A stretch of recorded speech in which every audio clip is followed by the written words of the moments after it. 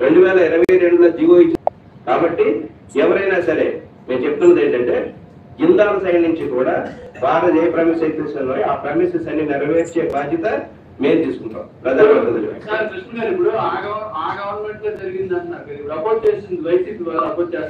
అని మా పత్రికలో చూస్తే తెలుస్తుంది. పత్రికలు చదువుతున్నప్పుడు మా పత్రికలో వస్తుంది. మీ పార్టీలోనే ఉన్నారు, మళ్ళా ఏమో ఆ పార్టీ మీద అభియోగం అంటారు.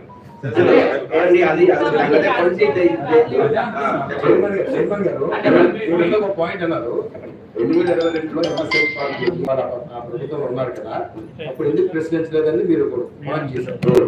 నేను ఆల్రెడీ మేము 2 days బ్యాక్ అదే పాయింట్ చేశాను.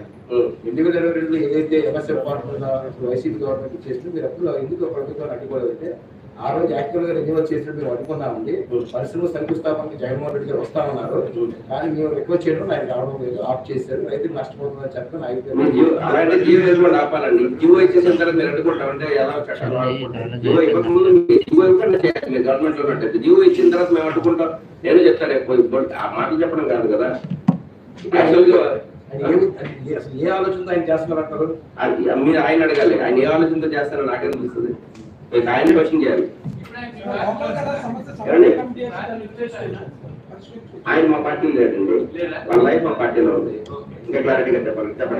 వైసీపీ వాళ్ళ వైఫ్ మా పార్టీలో ఉందండి. మా పార్టీలో ఉంది. గవర్నమెంట్ లో డైరెక్టర్ గా పనిచేస్తుంది ఏపీ లో.